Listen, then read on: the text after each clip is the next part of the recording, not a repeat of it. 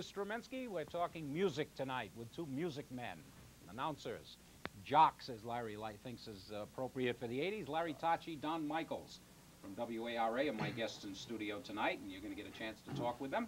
222-2600 and 222-2320. Tell us a little bit about where you have visited along the way in your radio career, Don. Locally, that's about it. What I did is, as I was saying a few minutes ago, that we started college radio, and the Rhode Island Junior College was just in a library. Okay, it was just in a library. We decided to move it out. I became program director 2 years later, and music galore. We had top 40, AOR, everything. And basically we got off the ground right there. It was on, I stayed at college for 4 years it was a 2-year college. Okay. You stayed 4 years. I stayed. So he wants us to believe he's There we go. Okay, yeah. I stayed an extra 2 years. I was on a 10-year plan in high school, pal. I've gone that route. I know that line. I stayed 2 years extra to stay on with the station. My own office, everything. Is that so? Program director. Then, since they knew I went to Rhode Island School of Broadcasting, okay, went to School of Broadcasting in 1980. From there, they knew I went to the School of Broadcasting at college. They put me the president of the station. Okay, no, the only person there who ever had any training at all. So that was that. Okay. After that, I did a 6 months, I should say, a 6-month sales internship at WLKW, writing their commercials and doing production for them, basically almost everything except being on the air, changing tapes, and it was all for free. You know, that's exactly what you have to do first. From there, about 1.5 years ago, started WSAR up in Fall River. And basically then it was a satellite music station. And it was all music that coming in out of Chicago. I just threw in the commercials in the cartridge decks, made sure everything was there. We did remotes from Seekonk Speedway every once in a while. And from there... Well, satellite music is just what music that's fed via satellite. Fed via satellite into the station.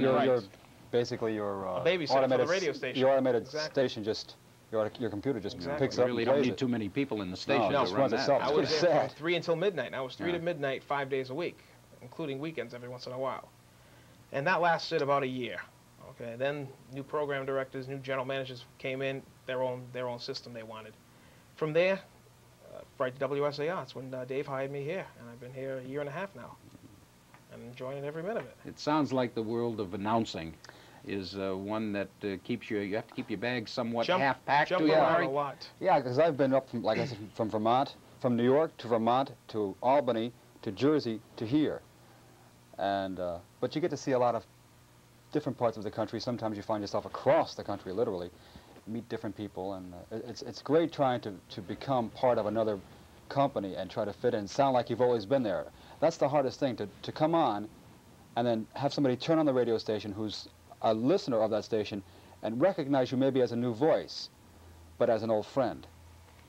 Let me ask you this. When I interviewed the newsmen and we talked about the world of radio news, they were saying it's one of the businesses where it's a good thing to have been many places, where when you're going out for a job, if you've got a resume that says you've had 7 jobs in 9 years, people look askance at you, but if you're a newsman, it looks good that you've had that. Is that the same with announcing, Larry? Yeah, basically, it depends on the stations on your resume, obviously, how quickly you've advanced or skipped around. But overall, I would say if you had a good list of stations behind you, provided you stayed there for at least a couple of years, 3 years or longer, it's good, it's clean. But anything shorter than that, I've seen some resumes that, I mean, people have just bounced. I have a friend who has been in the business about as long as I have, and he's been through 4 jobs in 2.5 years, only because he couldn't hold them. And so when he puts it down on his resume, it looks like a carpetbag salesman, just from one door to the next. And he's having trouble holding a job. So that doesn't look too good on the resume. It just looks like, you know, what's the problem? And the problem is he just can't hold a job. Let's talk about music. Don, you're the music director. What does that mean anyway? You and Jan Hildreth share the responsibility of being music directors for the radio station. What do you do as a result of being music director? Basically, at the beginning of the week, when we tabulate what's going to be on the music survey, the top 30 countdown, we get to find out, you know, we hear some of the new stuff that's been coming in, some of the old stuff that we still have.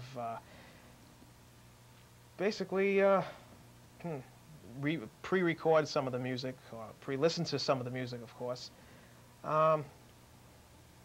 You decide really then what records actually Larry going on the air. and other people are going to Now, be using. he used to be music director. He had so much work in production, it just went over to myself and Jan.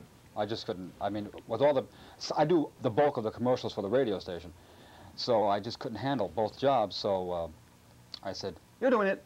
Okay. But actually then, you make the decisions when new records come in. Exactly. Radio stations are sent record records, albums by the companies, gratis, hoping you'll play them. Exactly. At the middle of the week, or the beginning of the week, we start our music survey, the top 30 countdown. We find out there's a big whole list of new stuff that wants to come in.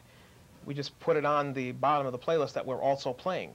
So whatever we have something new, like we just added You're a Friend of Mine, Jackson Browne, Clarence Clemens. That's been on the air for about a week. And it's a really good song to it. A lot of the stations are playing it. We picked it up about a week ago. There's a lot more, obviously, than just picking the hits. Yeah. You look and see what other stations are playing, Yeah, exactly. where it falls in rotation, record sales, a lot of variables involved. On WARA, there's a certain music philosophy that we're trying to follow. I mean, we don't have hard rock. We also don't have classical music or country music. Pop, so adult, contemporary. there's a certain sort of like categories that the station adheres to. Right, it's adult contemporary with a slight lean to top 40. Yeah, right, exactly. Nothing extremely During my heavy, but show, it's more a good solid top 40 in the afternoon, like between 3 and 4, right before we get into the PM update stuff. That I'll play basically a lot of the new stuff that's out there. I want to talk about some of the new stuff and some of the old stuff and what's happening with some music and society and their values and some of the people who are upset about it when we return with more on music after this.